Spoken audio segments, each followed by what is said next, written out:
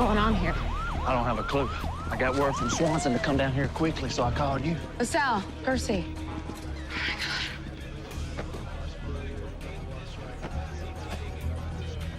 I'm just so shocked to hear about Pride. I mean, I can't believe it. Yeah, I know. Yeah, we can't believe it either. You have any idea who did it? It's complicated. Well, I might be able to help. Victim took a flyer off a nearby roof, we think. Been told he's a person of interest in Dwayne's murder. Well, we appreciate the call, but our team was suspended. We can't technically be here. Technically, you're not, otherwise my ass is on the line, but I was asked to reach out. Miss Loretta. This is not a Coast Guard body. Okay, we're babysitting. I'd say you got about 5 minutes before the NOPD shows up. Make the most of it. Thank you. What's up with the cloak and dagger? You tell me. Stone. Hamilton's right-hand man. The suspect most likely responsible for trying to kill Pride. What happened? Ligature marks on the wrist, contusions, bruising of the face. He was bound, beaten, and probably tossed off a roof. So, not suicide? No, but I found some evidence that I don't know what to make of it. Right here. Fingerprint. It's Dwayne's.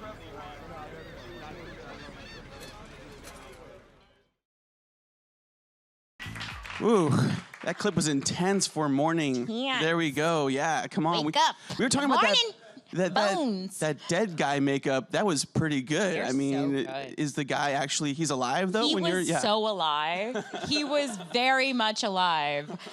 We've got amazing special effects artists on our show. Yeah. I mean, they torch people. I mean, we have it's a family-friendly show, which is odd, but There's only a few moments of that. I mean, yeah, it where kicks we, off the drama. murder people, like really dead.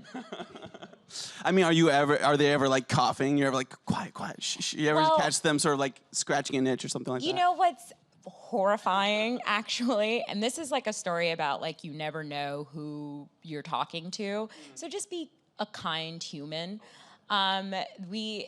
It's when they're on the table as cadavers, they're alive. They are. Most of the time, though, we have humans, but then, you know, sometimes we have like molds if they're like, you know, really jacked up. The arm's going. You can't act like an arm being like that way. Yeah. Yeah, but it's cold in there, and they're naked. They're just like they have on like flesh undies, and then they're like naked. So I always make it a habit to just be like, "Hi, I'm Shalita. I'll be talking over your naked body. Are you cold? Can I get you something?"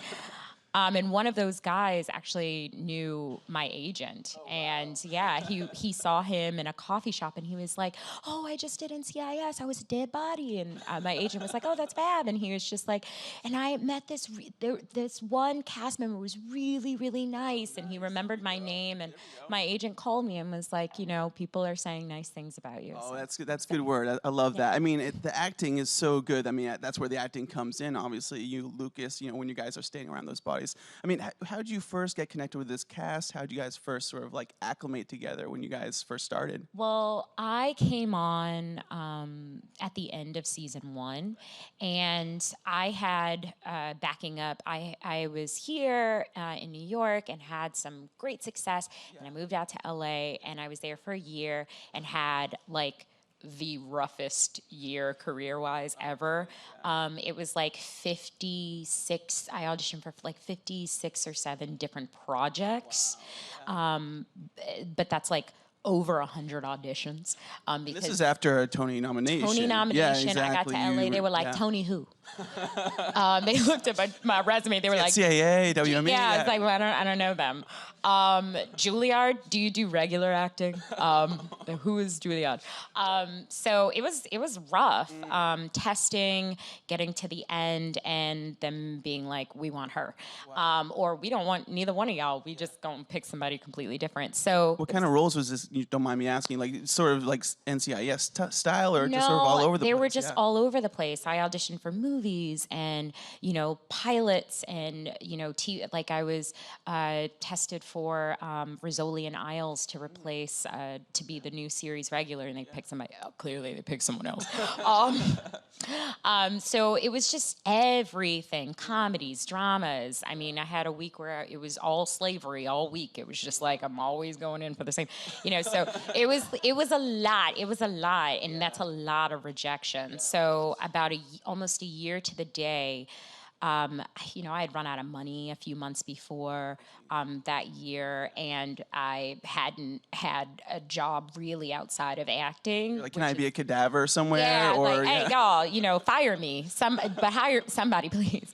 But I ran out of money and went online and was like, what can I do to make some cash? And I taught myself how to bartend on YouTube, and I made up a resume full of lies of all these New York restaurants that were closed, and all of a sudden I had 3 years bartending experience, and I was peddling this lie around town, and somebody hired me. It's like acting, Yeah, and I was like, I ain't got no goals. I just want to pour drinks. I need some money.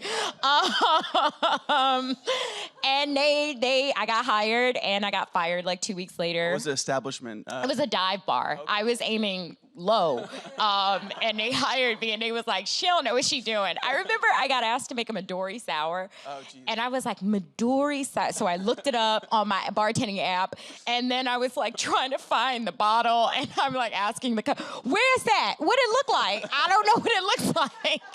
Horrible. And then I started working at Dave & Buster's, and that's fun. You play video games. Was not fun. Nope. The worst experience you can have is them kind of restaurants. So then I got hired to do this show that got canceled, and then after I got hired, I worked every other month, and then I got Ncis New Orleans, and that was supposed to just be a recur, like 3 to 5 episodes. Yeah. And my first episode. You remember what it was on the page? when you got the first sort of, Yeah, it was like, she's an undercover ATF agent, and you think that she's the criminal, but she's not. And we did the first episode. It was awesome. At the time, I was working out, and I still work out, but I just started really getting training and that sort of thing. Yeah. Yeah. So doing all the stunts was really exciting for me, and it was really exciting for them to have this little chick outrunning the boys. My first Oh, stunt episode with Lucas and Scott, I outran them, and the guys. Scott Bakula, you're running out quantum leap. That's crazy. Scott Bakula was like, I'm gonna go around the front actually, and I'm gonna let Lucas chase her. There we go. Yeah. So Fast and the Furious since Quantum Leap.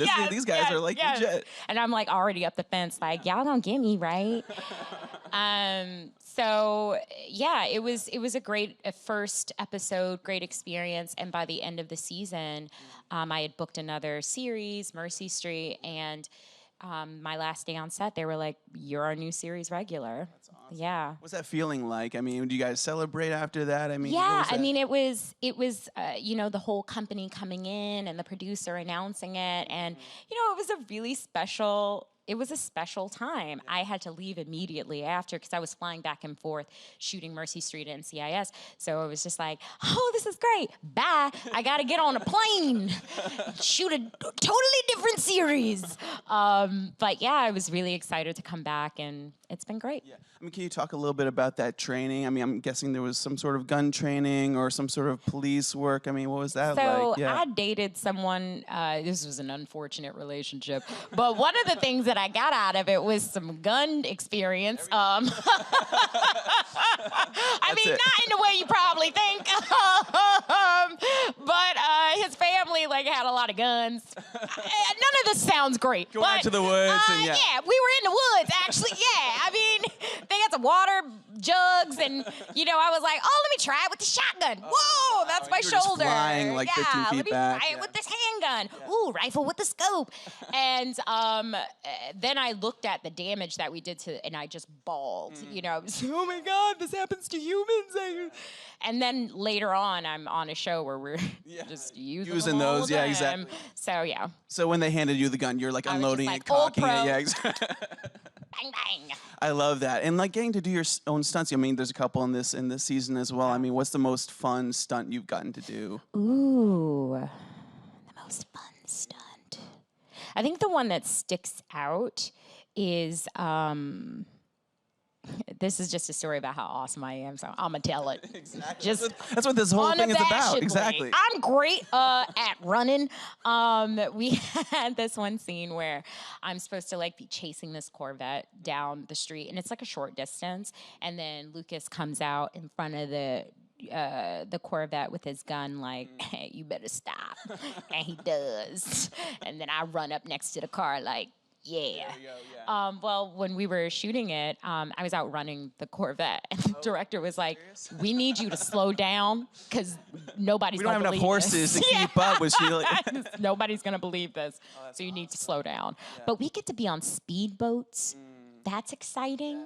You know, you always got to keep your stuff straight though, because going 5 knots on the Mississippi River, you will lose all of your dignity. They give you a lot of coaching. They give you a lot of coaching when they Hold put you on. on a speedboat. They're I like, mean, hey, they there be you like, go. just hold on Throttle tight. and Don't let go. that's crazy. And then you mentioned you actually got hurt a couple of times. Even in that clip that we just saw, I guess you said you're. I was hurt in that clip. The day before, we were on the levees, and we often shoot with like real SEAL members or real firefighters. So, you know, it's not uncommon to hear me on set going, "Are you real? Are you real? Are you?" Because you never know. Yeah. So, the day before, I was like, I have to chase this bad guy, and he has a cell phone that is gonna detonate a bomb. And I run, and then I like run into him and like slap the cell phone out of his hand, and then he jacks me up, and you know, whatever. Well, on the 6th take, so this wasn't the first take, but on the 6th take, I run and I go to, you know, and run into him, and he just folded on the ground. And because I wasn't ready for that, like, and my weight was like on him, I fell and like came right down on my knee. And the levees are these like heavy metal grates. So they're like they have the perforation on the grate, and so I was hurt. And I usually like walk it off, like if I roll my ankle or if I, you know, whatever, just like Casual walk it rolling off. ankles. Yeah. You know, that sort of thing, Or like I was running on a roof. First episode this past season, I was running on the roof, and they were like, "Y'all, you see this thing right here in the middle? Don't run into that." And I was like, okay. So we're doing it. We're shooting everybody else's coverage.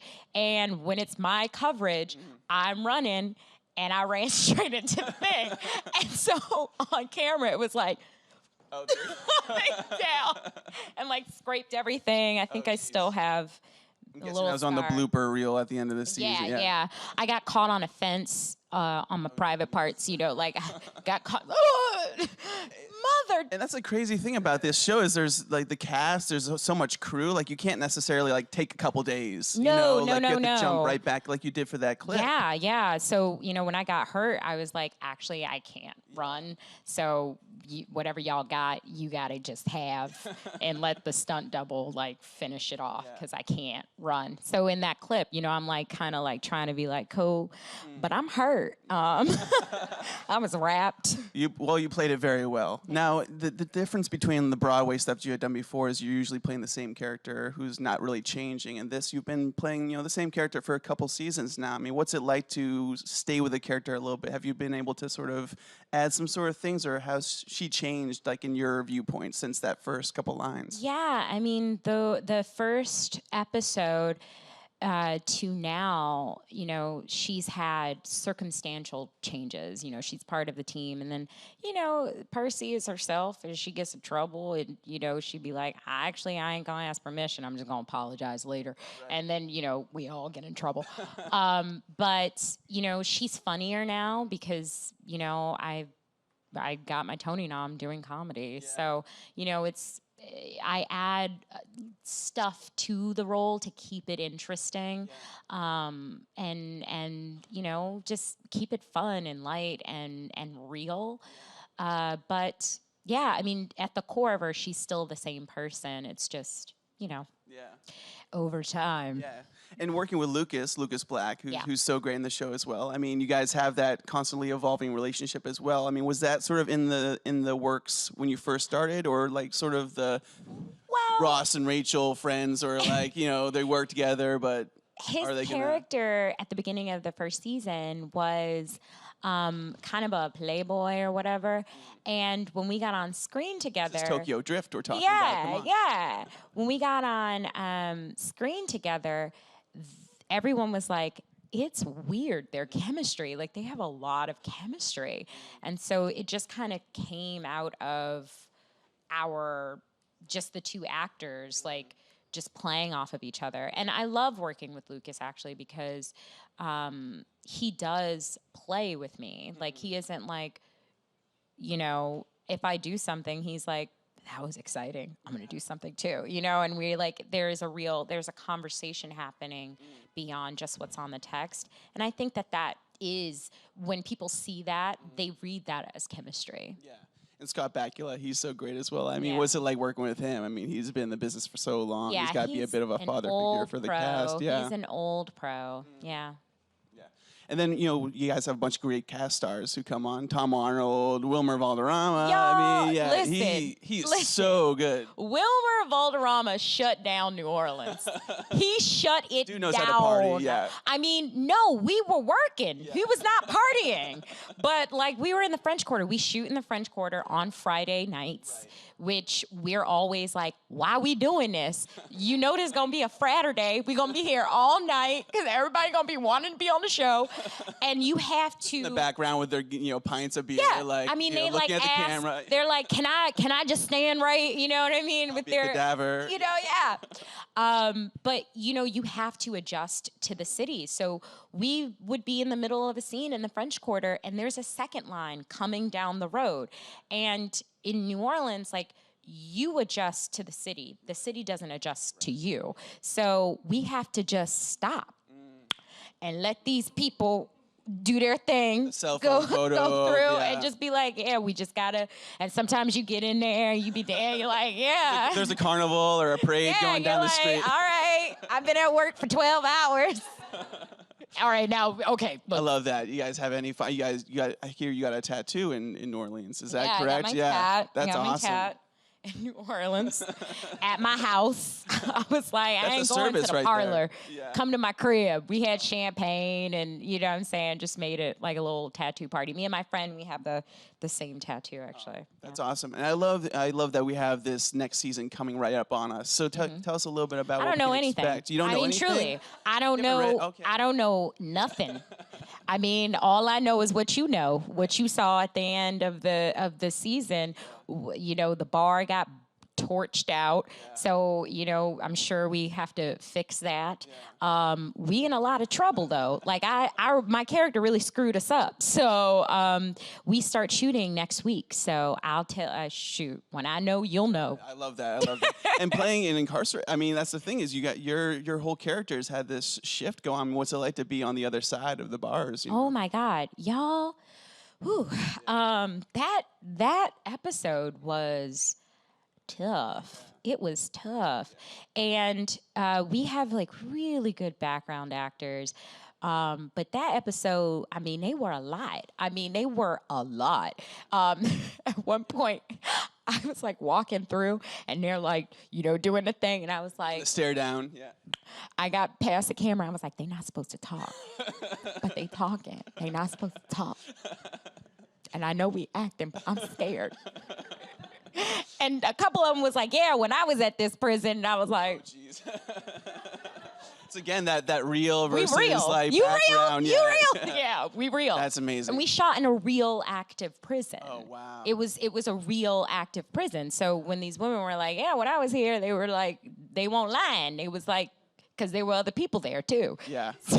That'll get you into a scene real quick. Oh, yeah. Yeah. Oh, yeah. I feel like we have to talk about Shakespeare in the Park. Yeah. I mean, you're just rounding out your show right here. And I mean, you did such a great job on Broadway. Yeah. And tell me a little bit about what the experience has been like on the show. Oh, Shakespeare in the Park. Yeah. First of all, a little context. My first job out of Juilliard was Shakespeare in the Park. and I was in the background, like pushing furniture behind Al Pacino, just like The Al moving stuff. Pacino, though. The Al of the Pacinos.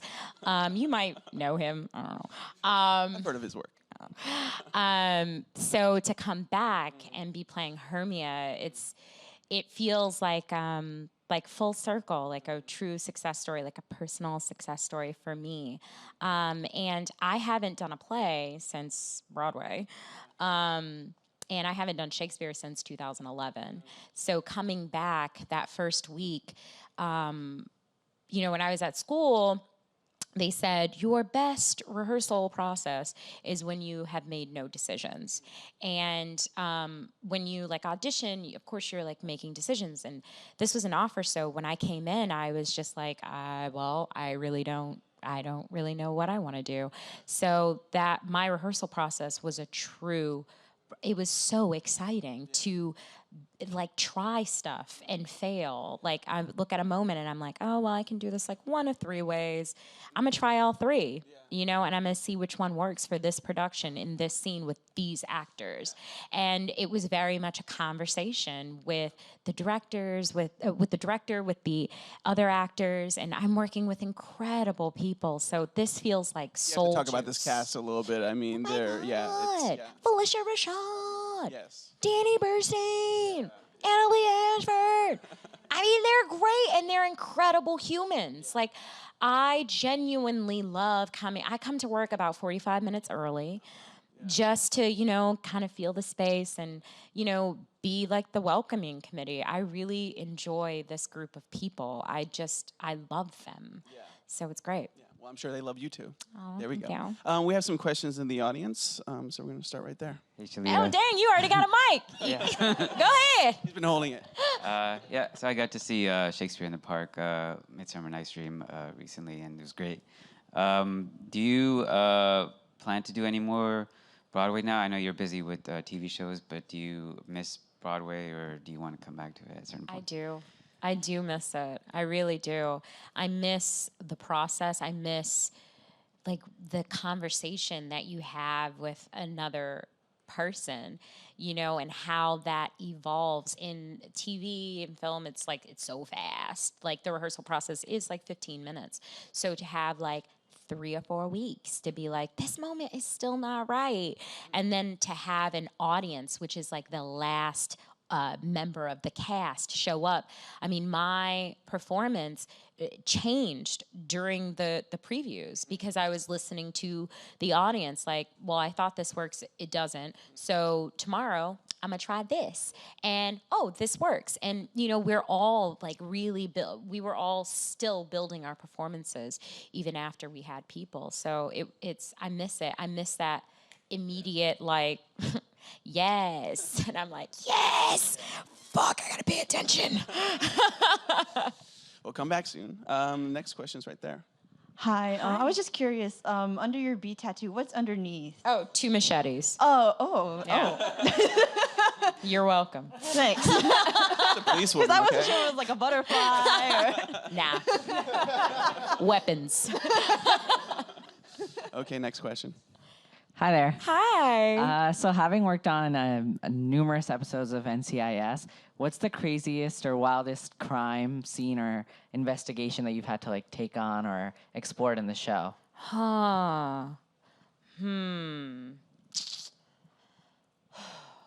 Well, we exploded a car with a person in it. I mean, I just like the effects. This is gruesome. Yeah, this one was gross. We had a murderer who would cut people's tongues out and leave them in their dead body hands. And we would, find them, and the tongues looked real. I mean, shooting that, my character was ugh, and I was serious. I was just ugh, y'all, next episode, Well, guys, tune in to NCIS New Orleans. Yes. Next season is happening right now. And then Shakespeare in the Park. Try to get tickets. Come on, guys. One more round of applause for Shalita. Yeah. Thank you.